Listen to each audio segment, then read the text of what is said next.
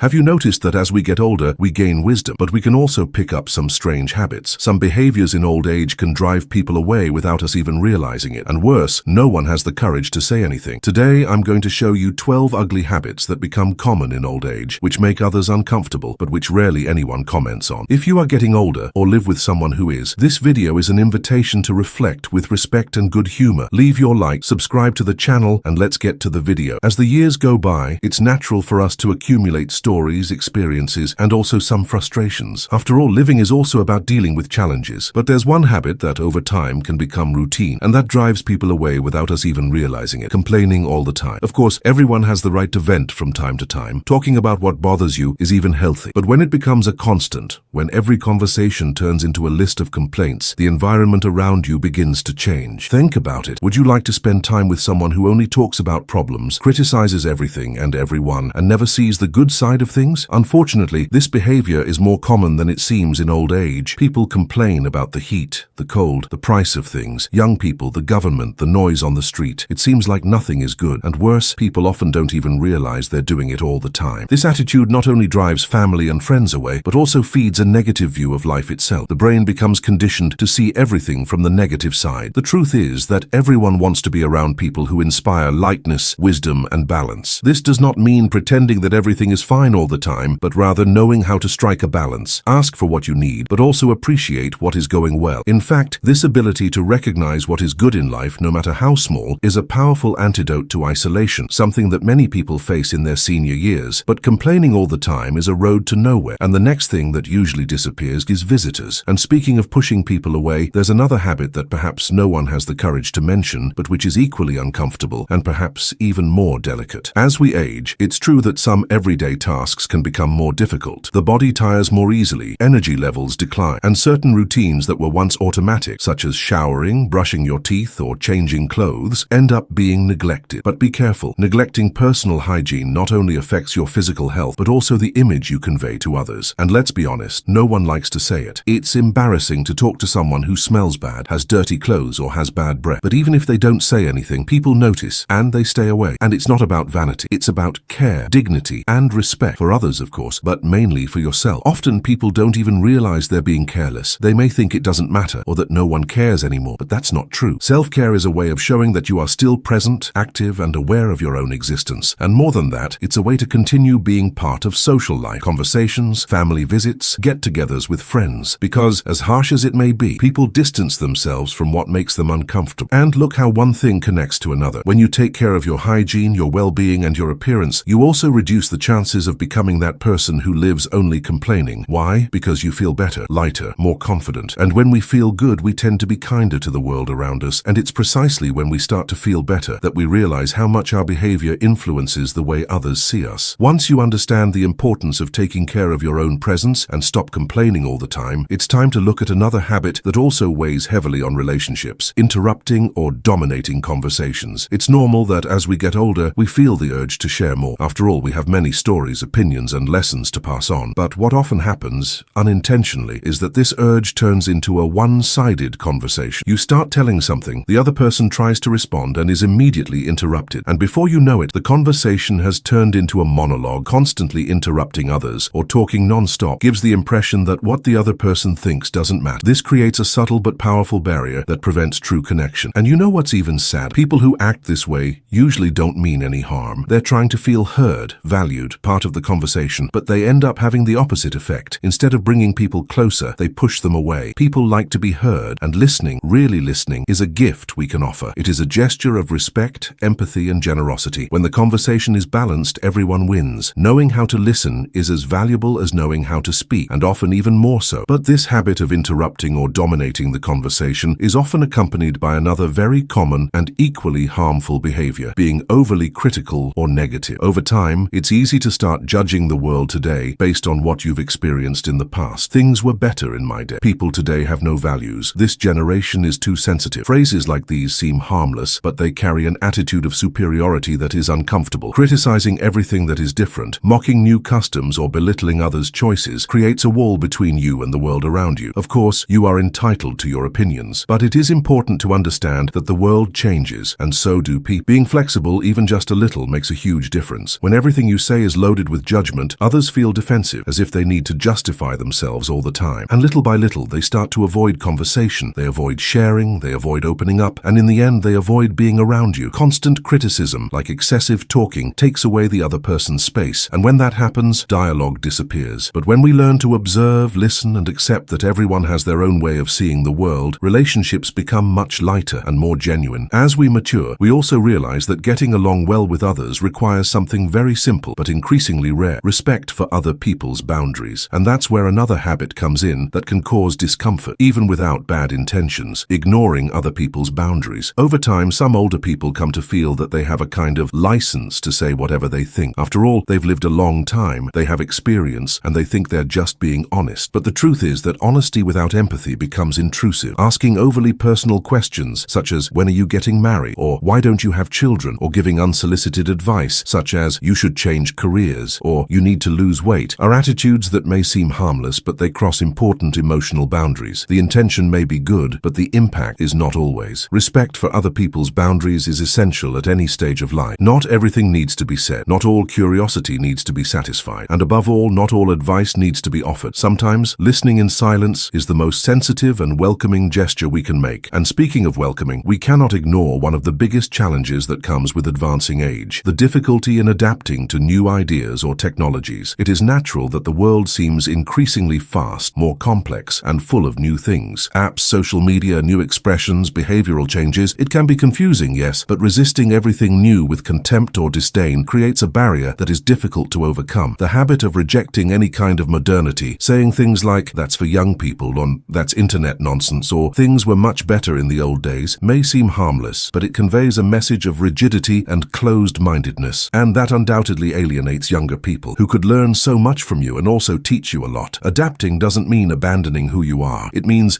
being willing to listen, observe, and maybe try something new. It's a gesture of openness, humility, and also affection for those who live with you. Technology, for example, can be a bridge to stay connected with family, friends, and the world. Denying all of this out of fear or pride is often denying yourself the chance to continue living with presence and relevance. More than ever, adapting is a sign of emotional intelligence and a willingness to grow even after a lifetime of experiences. When we are willing to adapt and respect the boundaries of others, coexistence naturally becomes easier. But there are still certain behaviors that, even though they seem small, have a huge impact on how we are perceived, especially in public settings. One of them is the habit of acting rudely in public. It may seem like a simple thing, but attitudes such as talking too loud, cutting in line, treating service staff poorly, demanding priority when there is no need, or even commenting loudly about other people in the environment are actions that cause discomfort and often embarrassment. It is true that with age, some limitations arise, and yes, it is fair and necessary to be patient and welcoming, but this cannot be used as an excuse for acting rudely or impatiently. Good manners are a value that never goes out of style. On the contrary, they become even more admirable when they come from someone older, because they demonstrate balance, wisdom, and respect for the collective. Treating others with kindness, from the cashier at the grocery store to a stranger in line at the bank, is inspiring, and the example set by someone older carries special weight. It teaches without words. But when you lose your patience over something, when you respond impatiently or act as if the world should revolve around your own desires, people around you begin to avoid. They don't say anything out of respect, out of politeness, but they distance themselves. And little by little, you begin to feel excluded without realizing that you helped create this isolation. And this distancing becomes even more evident when the behavior that bothers you happens within your own family. That's why the next point is delicate but essential to talk about: wanting to be the center of attention at family gatherings. It's natural for an older person to have a prominent place in a family. Their life story deserves respect. Their presence carries weight. But there's a difference between being respected and demanding attention all the time. Expecting everyone to be available all the time, that all conversations revolve around your stories or opinions, can end up wearing down the atmosphere. Family is a place for exchange, listening, and mutual coexistence. When one side demands constant attention without giving others space to express themselves, the balance is lost. And this doesn't just happen with words. Sometimes small attitudes show this desire for control: sulking if you're not the first to be served, interrupting other people's conversations to talk about yourself, or criticizing those who don't call or visit as often as you would like. These behaviors, even when motivated by neediness, can end up creating the opposite of what is desired. Instead of bringing people closer together, they create distance. Instead of making people feel welcome, they cause discomfort. But when there is understanding, when we realize that each person also has their own life, their own pain, their own time, that's when space is created for a more sincere, balanced, and loving relationship. When we manage to respect each other's space, whether in public or at home, we pave the way for healthier relationships. But even so, there are subtle, almost imperceptible attitudes that can deeply hurt those around us. One of them is a lack of empathy for other people's problems. Many older people, having lived through difficult times, develop a tendency to minimize the pain of others. When they hear someone say they are tired, overwhelmed, or facing an emotional crisis, their response comes in the form of comparison. You don't know what hardship is. In my day, we worked from sunrise to sunset, or even, that's nonsense, nobody used to complain about that. These phrases may seem harmless to the person saying them, but they hurt the listener. They invalidate the other person's experience and create a hierarchy of suffering where no one wins. The truth is that each generation faces its own challenges. What hurts someone today does not have to be the same as what hurt you in the past to be legitimate. Empathy is just that, recognizing that the other person feels differently than you do and respecting that feeling. You don't have to understand everything. You don't have to agree. Just accept and listen with an open heart. And when we develop this true listening, relationships are transformed. Your grandchild opens up, your friend feels comfortable talking, the atmosphere becomes lighter. But when everything becomes a competition of suffering, or when the other person is seen as too fragile for feeling what they feel, silence begins to take the place of affection. And it is in this silence, often uncomfortable, that another common habit appears, one that can take over conversations almost without us noticing. Talking all the time about illnesses. It's understandable. In old age, the body changes, tests pile up, medications become part of the routine, and doctor's appointments become part of the calendar. But care must be taken to ensure that this does not become the only possible topic of conversation. Talking about health is necessary. It is part of life. But when every encounter turns into a detailed description of pains, symptoms, medications, and surgeries, conversations lose their lightness, and people lose interest. It's not a lack of compassion. It's just that too much of anything wears people down. And often those who are listening don't know how to react. They feel helpless, not knowing what to say, and end up avoiding contact. It's important to remember that we are much more than our diagnoses, that even with limitations, we still have stories to tell, curiosities to share, and love to give. Keeping other topics alive, talking about books, music, good memories, simple plans, is a way of keeping your own energy alive too. Because at the end of the day, what brings people together most is genuine exchange, and that exchange only happens when there is space for the other person, both in content and form. After understanding how important it is to balance the topics we choose to share, especially when talking about illness and pain, we come to another behavior that may go unnoticed but greatly affects family and social life: not accepting changes in routine. Over the years, it is natural to develop a greater attachment to routine. Having fixed schedules, rituals, and habits provides a sense of security and control. But the problem arises when this rigidity becomes a barrier. When people start demanding that everything always be done their way, on their time, in their order, any attempt at change is met with impatience or irritation. Phrases such as, "It's always been this way," "It never worked," or "I don't like these new things," become frequent. And little by little, other people start to avoid suggesting anything new. Lunch at a different place, a surprise visit, an outing outside the routine, everything becomes a reason for resistance or criticism. And that doesn't just mean missing out on new experiences, but also on reconnecting with those around you, because life changes. Children grow up, grandchildren have their own commitments, the world turns, and the more flexible you are, the more space you give others to want to be by your side. Accepting small changes is not a sign of weakness, it is a sign of wisdom. It shows that, even with age, you continue to grow, and growth has no age limit. And speaking of growth, we couldn't end this list without mentioning one of the habits that most alienates people, often irreversibly: making outdated or embarrassing comments. Over time, it's common for some expressions, jokes, or opinions that were once accepted as normal to no longer make sense, or worse, to be offensive. Making comments about other people's appearance, joking about minorities, using terms that have fallen into disuse or that reinforce prejudices may seem like just an old-fashioned way of expressing yourself, but for those who hear it, it is uncomfortable, often even painful. The excuse, "It was normal in my day," no longer works, because today, information is everywhere. The world has changed. And if you don't keep up with these changes, you run the risk of being remembered not for your kindness, but for your hurtful comments. You don't have to become a different person or try to appear modern all the time, but it is essential to cultivate respect and silence when you are not sure what to say. Often elegance lies precisely in recognizing that your time is still happening now, and that learning is always a choice. Because in the end, aging beautifully has nothing to do with aesthetics. It has to do with awareness, lightness, and presence. Avoiding these 12 ugly habits is a huge step in that direction, the path to being remembered fondly, not with relief when you're gone.